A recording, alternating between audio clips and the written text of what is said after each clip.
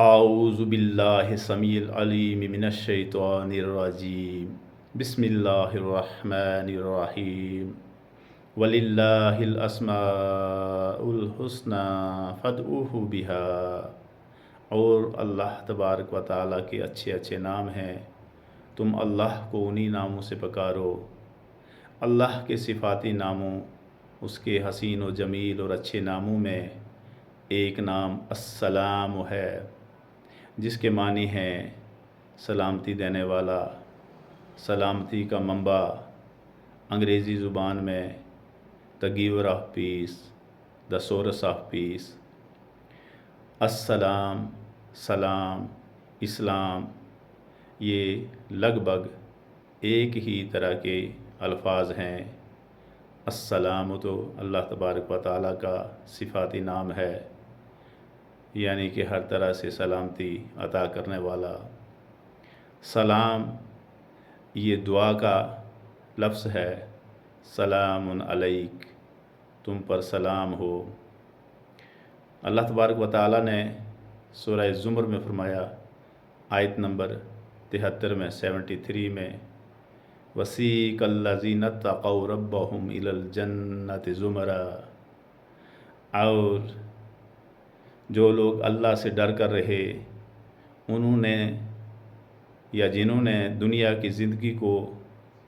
اللہ تبارک و تعالیٰ سے ڈر کر کے گزارا، اس کی اطاعت میں گزارا، اللہ اور اس کے رسول کی ہدایات یا تعلیمات یا جو احکامات تھے ان کے مطابق گزارا، تو ان کے گروہ کے گروہ جنت کی طرف لائے جائیں گے۔ حَتَّى إِذَا جَاءُوهَا وَفُتِحَتْ أَبْوَابُهَا، حتیٰ کہ وہ جنت کے قریب لائے جائیں گے اور جنت کے دروازے ان کے لیے کھول دیے جائیں گے۔ وَقَالَ لَهُمْ خَزَنَتُهَا سَلَامٌ عَلَيْكُمْ طِبْتُمْ فَادْخُلُوهَا خَالِدِينَ، تو جنت کے جو نگہبان ہیں وہ ان کو کہیں گے تم پر سلام ہو، تم پاکیزہ رہے، تم اس جنت میں ہمیشہ کے لیے رہو۔ تو یہاں جو سلام کا لفظ ہے وہ سلامتی کے لیے ہے، دعا کر رہے ہیں فرشتے ان کے لیے کہ تم سلامت رہو، تم پاکیزہ رہے، تم ہمیشہ سلامت رہو گے اس جنت میں جو کہ ہمیشہ والی جنت ہے۔ اسلام لفظ، مذہب اسلام، مذہب اسلام یعنی کہ اطاعت کا مذہب، جس میں زندگی گزارنی ہے تو اللہ اور اس کے رسول کے احکامات کے مطابق، قرآن پاک اور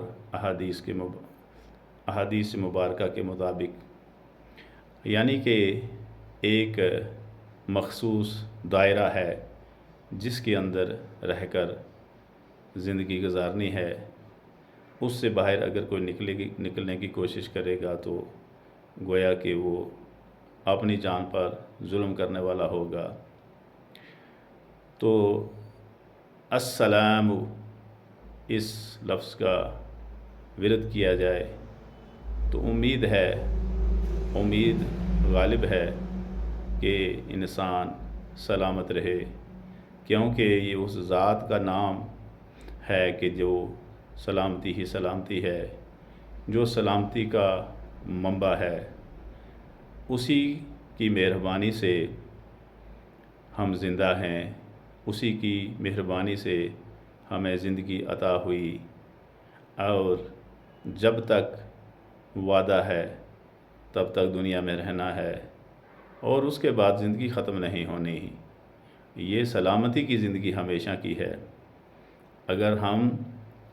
اپنی سلامتی کے لیے بھی دعا کرتے رہیں گے، اللہ تبارک و تعالیٰ سے اس کے اس نام کا ورد کرتے رہیں گے، السلام، السلام، السلام، ایک تسبیح، دو تسبیح، جتنی بھی ہو سکے، تو اس میں کوئی شک نہیں کہ وہ ہمیں ابدی سلامتی عطا کرے گا۔ دنیا کی سلامتی کے ساتھ ساتھ ہمیشہ کی سلامتی، اور ہمیشہ کی سلامتی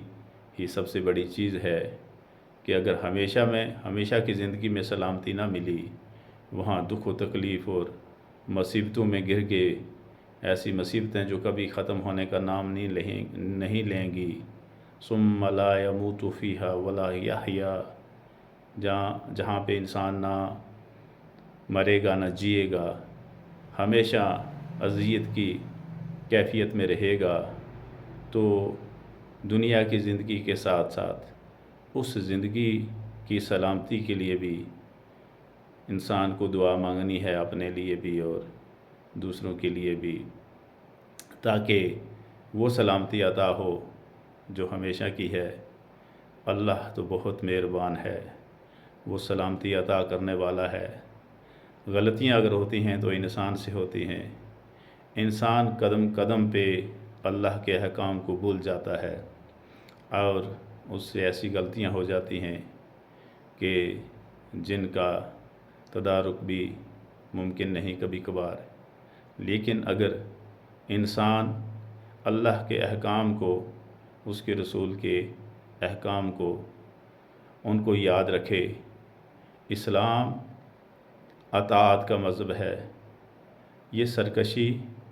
یا باغیانہ پن کا مذہب نہیں۔ اس میں بتا دیا ہے کہ جو چیز